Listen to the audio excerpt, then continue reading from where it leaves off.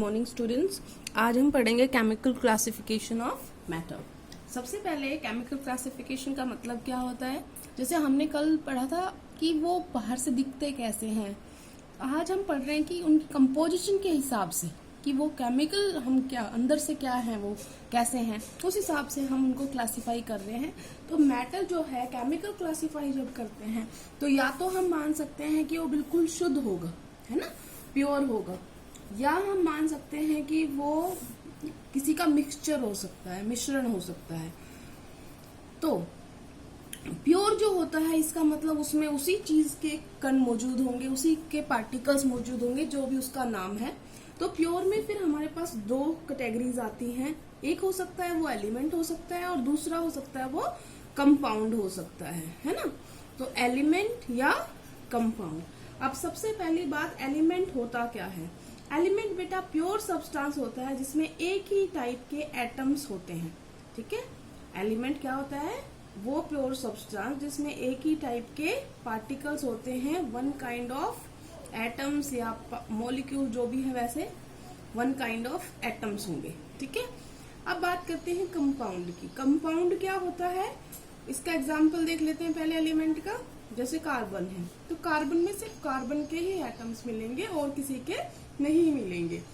अब बात करते हैं कंपाउंड्स की। कंपाउंड क्या होता है, ये भी प्योर सब्सटेंस होते हैं जो दो या दो से ज्यादा एलिमेंट के मिलने से बनते हैं, इन्हें डेफिनेट रेशियो बाय मास। तो इसका मतलब ये भी क्या है, प्योर सब्सटेंस है जो दो या मोर देन टू, ठीक है ना, एलिमेंट्स के कॉम्बिनेशन से बनते हैं। ठीक है, एग्जाम्पल जैसे CO2, इसमें कार्बन एक एलिमेंट है, ऑक्सीजन एक एलिमेंट है, कार्बन का एक एटम और ऑक्सीजन के दो एटम मिलकर क्या बना रहे हैं, एक मॉलिक्यूल बना दिया, कंपाउंड बना दिया एक। ठीक है, अब बात करते हैं एलिमेंट की कैटेगरी। आपने देखी होंगी, एलिमेंट को फर्दर हम तीन कैटेगरी में डिवाइड कर सकते हैं। एक होते हैं मेटल्स, एक होते हैं नॉन मेटल्स और एक होते हैं मेटलॉइड। मेटल्स आपको पता है क्या होते हैं। मेटल वो एलिमेंट्स हैं जिनके अंदर ज्यादातर लॉस ऑफ इलेक्ट्रॉन दिखाते हैं वो, और उनकी प्रॉपर्टी ज्यादातर ऐसी होती है कि वो मेलेबल होते हैं, मतलब उनको पीटते हैं तो वो चादर का रूप ले लेते हैं। डक्टाइल होते हैं तो उनको खींचते हैं तो तार बन जाती है। सोनोरस होते हैं तो साउंड प्रोड्यूस होती है जब उसको मारा जाता है, पीटा जाता है। Good conductor of heat and electricity, ये मेटल की कैरेक्टरिस्टिक्स बताई है मैंने सारी। लस्टरस होते हैं, चमकदार होते हैं, ज्यादातर हार्ड होते हैं। तो ये सब मेटल्स है। और इनके अपोजिट नॉन मेटल, जैसे लॉस ऑफ इलेक्ट्रॉन दिखा रहा था, ये क्या दिखा रहे हैं, गेन ऑफ इलेक्ट्रॉन। ये ज्यादातर चमकदार होते हैं, ये नहीं होते हैं। ये ज्यादातर हार्ड होते हैं, ये नहीं होते हैं, ये सॉफ्ट होते हैं ज्यादातर। ये जो है गुड कंडक्टर थे, ये बैड कंडक्टर है। ये मैलेबल थे, ये नॉन मैलेबल है। ये डक्टाइल तो ये नॉन डक्टाइल। ठीक है ना, तो ये उल्टा है। जैसे कार्बन, नाइट्रोजन, ऑक्सीजन, एग्जाम्पल भी हम साथ ही लिख लेते हैं। धातु तो आपको पता ही है, जो आपको दिखाई देती हूँ आजू बाजू वो लिख लो। लोहा है, तांबा है, चांदी है, गोल्ड है। नॉन मेटल्स का एग्जाम्पल क्या हुआ, कार्बन, नाइट्रोजन, ऑक्सीजन, फ्लोरीन, ये नॉन मेटल। और मेटलाइड की श्रेणी में वो आते हैं जो इन दोनों की बीच की श्रेणी होती है, वो दोनों के करेक्टर दिखाते हैं। कभी कभी मेटल के भी दिखा देते हैं, कभी कभी नॉन मेटल के भी दिखा देते हैं। Example silicon, germanium, antimony, bismuth, ये सब। अब बात करते हैं कंपाउंड की। कंपाउंड का हमने बता ही दिया था कि दो या दो से ज्यादा एलिमेंट्स के मिलने से जो बनते हैं। तो कंपाउंड की दो कैटेगरी होती है, एक होता है ऑर्गेनिक हो सकता है और दूसरा इनऑर्गेनिक हो सकता है। बेटा पहले तो ये माना जाता था ऑर्गेनिक उनको बोलते हैं जो लिविंग से मिलते हैं और इनऑर्गेनिक जो नॉन लिविंग से मिलते हैं, बट ये डेफिनेशन पुरानी हो चुकी है। ऑर्गेनिक कंपाउंड्स वो होते हैं जो कार्बन के साथ साथ, मतलब कौन कौन से एलिमेंट बोल रही हूँ मैं, कार्बन तो मेन है और उसके साथ में कौन कौन हो सकते हैं, हाइड्रोजन, ऑक्सीजन, नाइट्रोजन, सल्फर, ये सब। तो ये जो होते हैं ये ऑर्गेनिक कंपाउंड्स होते हैं। ज्यादातर मैं कह रही सारे के सारे ज्यादातर प्लांट्स और एनिमल्स के ही से मिलते हैं। इनऑर्गेनिक जो होते हैं वो ये कंपाउंड होते हैं जो इनको छोड़ दो, बाकी इनसे मिलके बने हो। ज्यादातर ये मिनरल रॉक्स होते हैं, जैसे फॉर एग्जांपल नमक है, नमक एक क्या हो गया, इनऑर्गेनिक कंपाउंड है। H2SO4 क्या हो गया, इनऑर्गेनिक कंपाउंड है। HCl इनऑर्गेनिक कंपाउंड, ये सब आपको ऐसे ही मिल जाते हैं। इसका ऑर्गेनिक का एग्जाम्पल अगर जैसे ग्लूकोज खाते हो आप, आपकी बॉडी में भी होता है ग्लूकोज। जब आप रोटी खाते हो तो वो कार्बोहाइड्रेट टूट जाता है ग्लूकोज में, तो ग्लूकोज क्या है इसका। यूरिया किसका एग्जाम्पल है, ऑर्गेनिक कंपाउंड का। बेंजीन किसका एग्जाम्पल है, ऑर्गेनिक कंपाउंड का। ठीक है, अब बात करते हैं हम मिक्सचर की। बेटा मिक्सचर 2 या 2 से ज्यादा सब्सटेंस को किसी भी रेशो में मिला दो।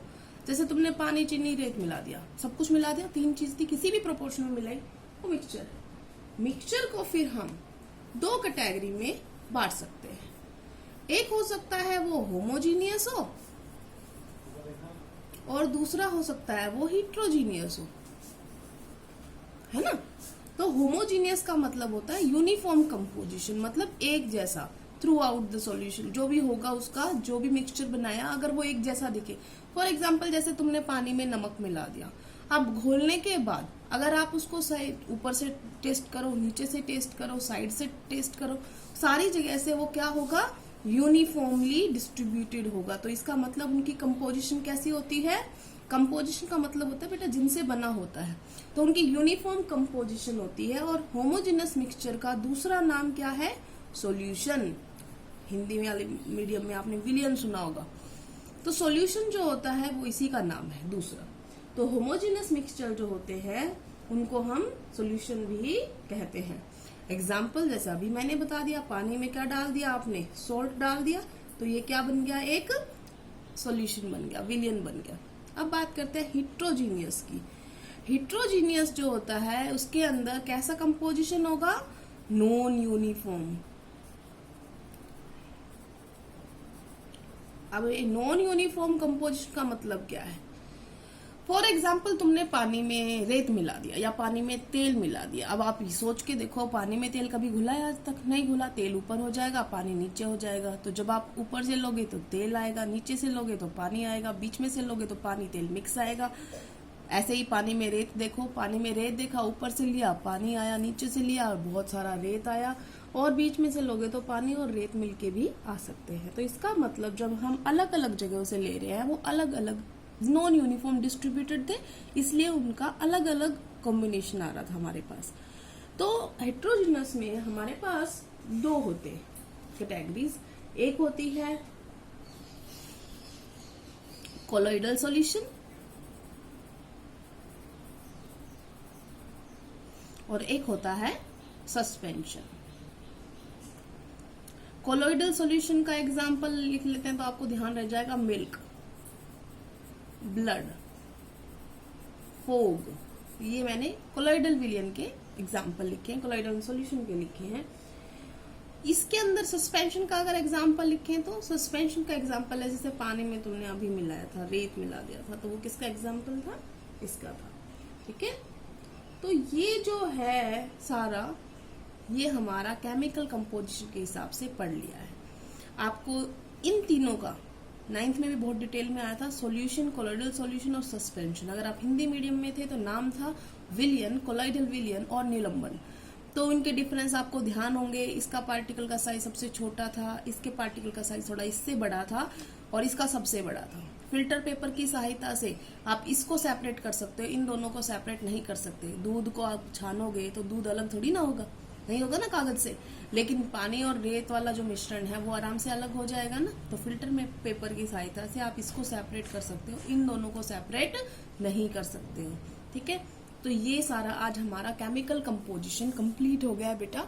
Thank you class. और ये आपने पूरा होमवर्क मुझे आज सेंड करना है।